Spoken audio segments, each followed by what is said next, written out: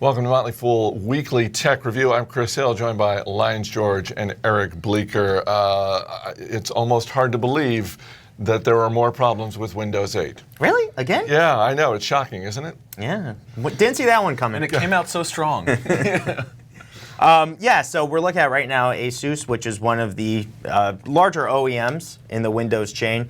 They are saying, hey, sales for notebooks last quarter are going to be a little weak. But don't worry about it. We're still going to be on target for the year. Really? Now, I want to pull up a chart to illustrate the problem that we are seeing. This actually compliments of Dell, when Dell was essentially arguing with the shareholders it's not worth as much as they say. And part of their evidence was basically, if you go back on this chart and look at 2011, you can see where firms like IDC, which is a big market researcher, was predicting PCs would be at in 2016. They were saying it was to be about 8% annualized growth. And the chart shows every time a new estimate came out, it decreased and decreased and decreased until they had decreased their estimate a whole 38%. And the big point here is we've got Asus again saying, hey, we missed last quarter, but don't worry, things are going to get better. And how many times do we need to see the same story play out over and over again to see that is just a fundamentally weaker market than we've predicted? I guess if you do the same exercise 10, 15 times, eventually it'll have to turn around. But I do think that's interesting that this kind of hope springs eternal storyline is still playing out, and people in some ways are still, for lack of a better word, believing it.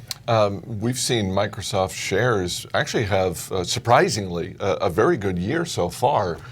When you see a chart like this with the big red arrow, and frankly, that's anytime your chart has a huge big red arrow going down, that's probably a bad sign. Do you think that this means the second half of 2013 probably not going to be as good for shares of Microsoft? I mean, Microsoft's one of those interesting companies where, look, they do have an excellent legacy business. I mean, the fact of the matter is everyone still uses their software. Most everyone does, especially in the enterprise space. That's not going away anytime soon. And then also they have this sort of, they were not a dot-com darling, but sort of a tech darling for a while.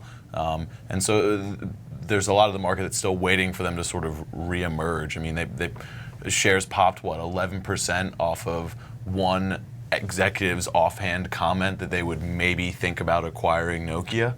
Well, Nokia's shares popped that much. Oh, I'm sorry, Nokia's shares popped that much. So they haven't even had that boost. But long story short, I don't expect Microsoft shares to have a killer second half of 2013. I mean, the market in general, up until the past 2 days, right, has had a pretty excellent year. But Microsoft,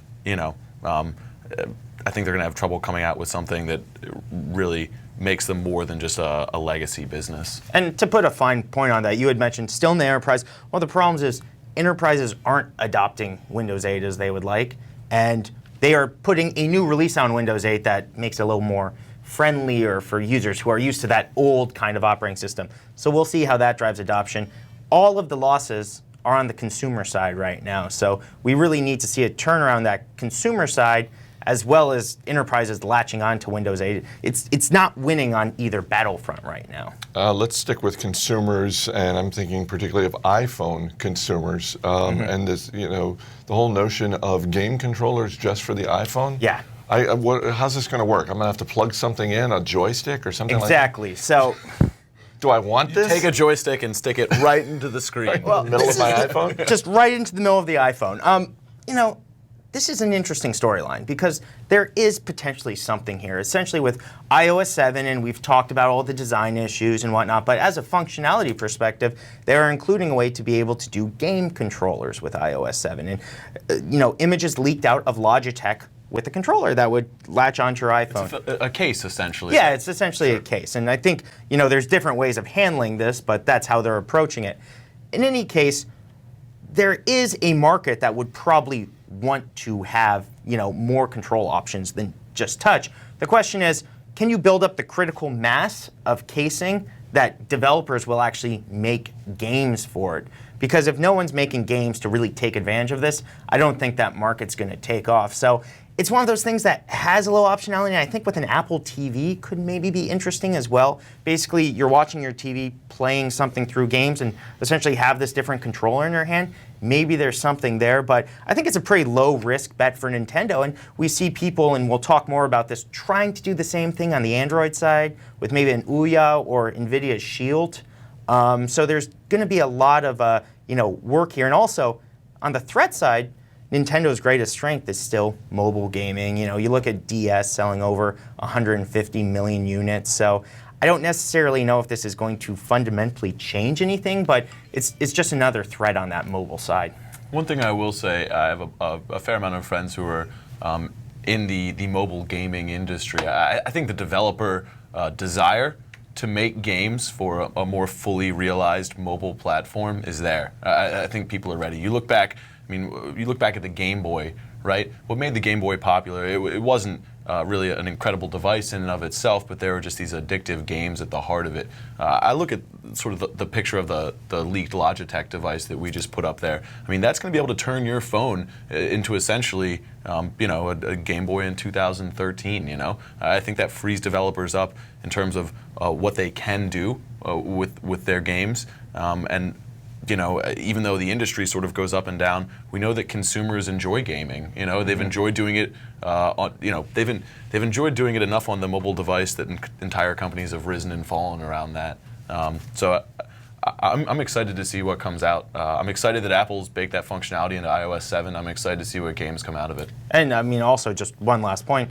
A few percent of people adopting it when you're dealing in the numbers that come with tablets and smartphones can be very relevant. Let's move over to game systems and the Xbox. And earlier, I had you eat a little bit of crow on your comments last week about Man of Steel. Now you get to take a little bit of a victory lap because last week you were talking about game systems and saying, you know what, when you look at the new PlayStation 4 and sort of the advantages it has over the Xbox, Microsoft's going to have to respond. And maybe they were watching because it appears that they're doing a little bit of a 180. Yeah, well, I'm doing a victory lap probably at the end because I'm a little tubby with millions of people.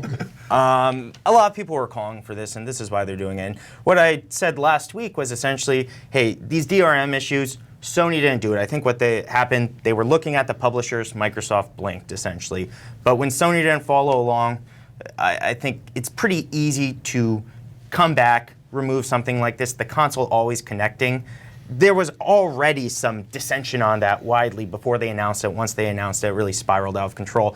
And the point is, people might say, hey, this is just a small contingent of people that are really upset, but Xbox is going to become a huge entertainment hub. That's its goal. But you have to start your traction with the early adopters, and if they're not buying the system initially, you're going to get bad buzz. So they could either fix this by trying to pour billions of dollars of PR at, or they could make these simple moves. It's a smart move. It satisfies their customer base. It still doesn't change the fact that the Xbox has that initial blight on its record, and it doesn't change the fact that it's selling for $100 more. So when I look at this next generation, I still think Sony is going to come out to a stronger lead. As we've talked about in the past, game system market share changes a lot from generation to generation. So Microsoft, they've made this move, but they're still going to be on the defensive. I'm going to have to take the other end of the argument there. I think the Xbox has, over the past, I think about, when I got my first Xbox, but since its inception, it's really solidified itself as the quarterback of the living room. I mean, with every new iteration, from the original to the 360, and now we have the new one coming out. I think their fan base is a little bit more loyal than Sony's fan base. I think the games that go around the Xbox are stronger games, and there's obviously a little bit of overlap. But in terms of the flagship games, they're stronger than Sony's games. And I think that sort of the functionality of the Xbox, I think it's just a cleaner, stronger system with a more dedicated fan base. And I think it's going to, to your point, market share sort of shifts, goes back and forth, especially you look at Nintendo. Nothing speaks more strongly to that volatility than where Nintendo's gone in the video game world over the last 20 years. But I think Microsoft has hit a winner with the Xbox, and that's going to continue to be the case. Right. Here's you say it's a more dedicated fan base. PlayStation 2 sold 150 million units. A lot shifted to Xbox. these people had used Sony in the past. They can switch back very quickly, especially when you're alienating them. So I love what Microsoft's doing. I think actually Xbox, the entertainment offerings and the way that they've layered on, kind of the software side of it, really impressive. And I think they can do some really great things in TV, in part because people kind of want to work with Microsoft. It's, going towards a set-top box, cable companies want to work with it. But like I had said, if it feels like they're taking very easy to get away from PR mistakes that, combined could really scuttle the launch of this. So, I mean, we'll see on that. When do you think we'll have the first indication of how this is playing out? Is it the fall? Is it really the holiday sales, January 1 of 2014? We're going to see head-to-head competition. Buzz across the holiday season is going to be a big thing because, with these consoles, buzz perpetuates on itself. If a lot of people are buying one system, it's going to create a shift there. So I think watch, who's performing better. Consoles tend to sell out. Sony's already increased their estimates. But we'll see buzz across the holiday season and more of a fleshed out sales picture across the first year. Let's wrap up with, I guess, kind of a new player, at least to my knowledge, a new player in the gaming space, and that is NVIDIA, the chip maker, coming out with the Shield. Shield. We have a photo of this, yes. I like the explosions. Yeah. I'm not sure. So, what is this? This is a $300. It's a $300 for the silliest looking device that I think I've ever seen. And it looks like the name was probably taken directly from a comic book, Project Shield. Yeah, sure. Right? Which is that the Avengers? Yeah, Avengers. You have to operate believe under Project a couple of lawyers at Disney are looking into this right now. Yeah. Well, they've actually been naming their different chip lines after different kind of comic book characters. So Genius. I think it fits into There are that. more lawyers looking into it as a case than there are consumers looking to buy it. That's the guess I would make. I mean, so the idea behind Shield, if I'm not mistaken, is it's a $300 piece of hardware that allows you to play games you could play on your phone on that piece of hardware, right? It's Android-based games. Correct. We just talked about Logitech putting out. We didn't have a price point, but putting out sort of a case that would modify your smartphone into a viable sort of portable gaming device. Man, to my mind, that makes a lot more sense than buying that huge box for $300 to do the same thing. Yeah, and I think what you're really looking at here, NVIDIA, to their credit, they saw where the change was. PCs were going to be sluggish, and they got into the kind of mobile processor space with their Tegra lineup. Where Tegra really appeals is the flagship, the top line kind of devices, and especially it's had higher market share on tablets. Now, if you want people to be buying the top line stuff, what's a great way to do it? Well, games. Really intensive games that require a lot of horsepower.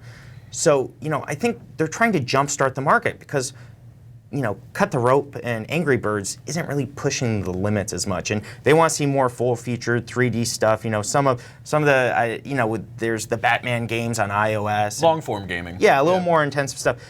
So they're trying to basically jumpstart the market. Here's the problem. When you're moving away from your core competency, trying to jumpstart something like this, it's often misguided. I'm reminded of Qualcomm kind of trying to start up different wireless technologies and basically building their own network, and they failed. You see this across various forms of technology. So I think we look at Ouya, and Lyons could talk about this a little more. It's $100, and it's basically an Android console. And here's, as a mobile thing, $300. It just seems like it's not going to invigorate anything. It's not going to have the content necessary to make it successful, and it just feels kind of like it's going to be a waste for NVIDIA. Well, and Eric hit on something that was part of my initial reaction to this story, is the whole notion of core competency. When I think of NVIDIA, I don't think of something like this, and this just seems like a pretty, I don't know from a financial standpoint how big a bet this is for them, but just from a concept standpoint, it seems like a pretty huge leap. I think the term you're looking for there is diversification. I would say it's way outside of NVIDIA's circle of competence. We talk about, you were mentioning the Ouya device. That's a device that has very similar intentions. It's a cube. It is meant to run. It's platform agnostic, and it can run any sort of mobile game that was developed either for a phone or for that device. The difference there is Ouya started on Kickstarter, which is a crowdsourcing funding site for sort of startup ideas. Its initial customer base is going to be investors, essentially, people who've been excited about that idea from the get-go, and it's going to be able to build off that enthusiasm, sort of from the bottom up. Whereas NVIDIA's headline has nothing to do with making video game consoles, and they're going to have to. I mean, they're going to have to put out an outstanding product to change how people think of them. If both of these things were stocks, which would you rather own? NVIDIA Shield or World War Z? which of those two stocks, if they were stocks, would you buy? If Brad Pitt keeps the long hair, I'm going to go with World War Z. World War Z, you? World War Z, and I'm levering up. All right, that's it for Motley Fool Tech Weekly. We'll see you next week.